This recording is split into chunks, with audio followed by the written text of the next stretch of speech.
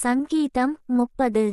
கர்த்தாவே, என் சத்துருக்கள் என்னை மேற்கொண்டு மகிழவொட்டாமல் நீர் என்னை கைதூக்கி எடுத்தபடியினால் நான் உம்மை போற்றுவேன்.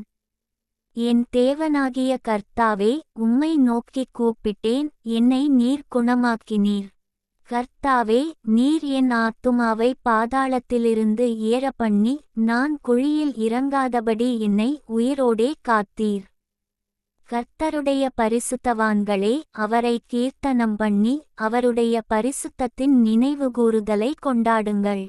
அவருடைய கோபம் ஒரு நிமிஷம், அவருடைய தயவோ நீடிய வாழ்வு. சாயங்காலத்தில் அழுகை தங்கும், விடியற்காலத்திலே களிப்புண்டாகும். நான் ஒருக்காலும் அசைக்கப்படுவதில்லை என்று என் வாழ்விலே சொன்னேன். கர்த்தாவே, உம்முடைய தயவினால் நீர் என் பர்வதத்தை திடமாய் நிற்கப் பண்ணியிருந்தீர். உமது முகத்தை நீர் மறைத்து கொண்டபோதோ நான் கலங்கினவனானேன்.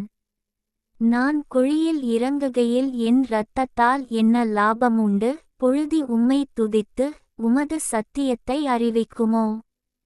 கர்த்தாவே, நீர் எனக்குச் செவி கொடுத்து என்மேல் இரக்கமாயிரும். கர்த்தாவே, நீர் எனக்குச் சகாயராயிரும் என்று சொல்லி.